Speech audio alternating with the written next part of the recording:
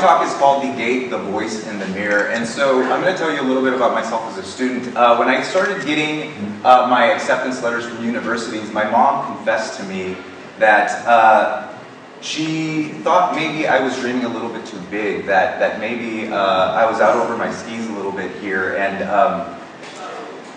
that maybe the system that I was looking to kind of break into wasn't kind of ready for a kid like me. I was a first-generation kid from the Central Valley, and she had experienced biases in her experience coming to the United States. Now, that was kind of a shock to me because growing up, that wasn't the message that necessarily they had given me. I had believed that basically I could do whatever I wanted. As long as I worked hard, those opportunities would be there for me. I had awesome teachers, an awesome support system. But the thing that I think troubles me, probably more now than it did then, is that those kinds of opportunities weren't always there for other students like me.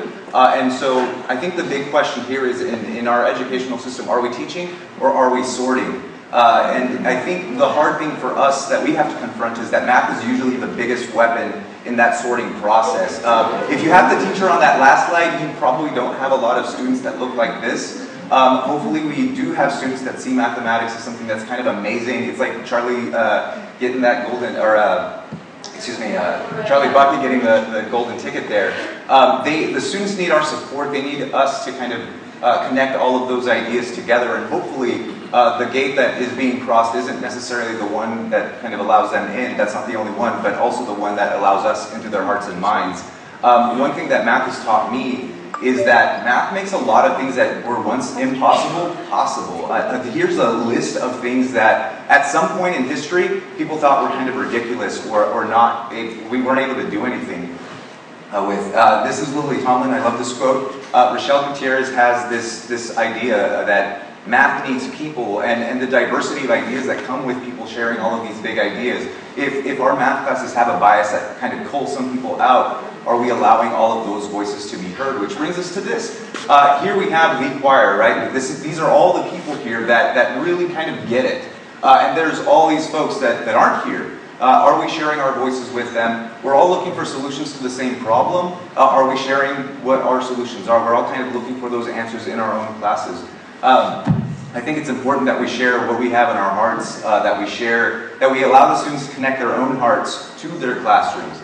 And then looking at these two situations, which one looks more like the traditional classroom? Which one looks more like your classroom? Which one allows for students' discourse? Which one allows for the students to actually kind of have a direct link access to the mathematics? And I think along with voice, there's this really important notion of listening. What is it that we're hearing from each other? Are we really listening to each other or just kind of talking? To me, the math community has been extremely accepting and open, and it's been kind of amazing just to find myself up here, actually.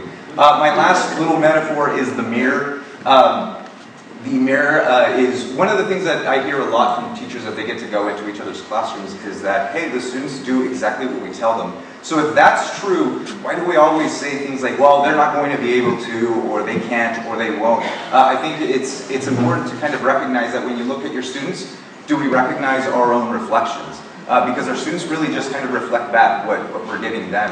So I'll tell you guys a little bit of a story of a student that I had named Nick. Nick was an awesome kid.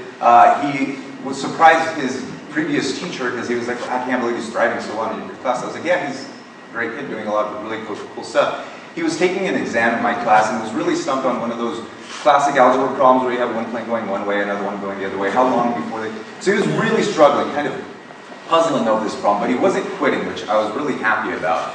And so as other kids kind of gave up and turned to their test, I kind of walked over to Nick and I was really pleased to see him draw this. But eventually he kind of busted out his eraser as soon as I walked up to him. And I was like, what are you doing? He's like, can I not do this?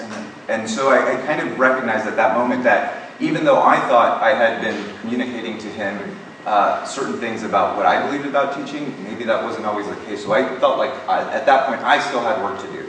And so hopefully with that, you guys will all kind of recognize the metaphor and think about how that applies to you. And thank you all very much for your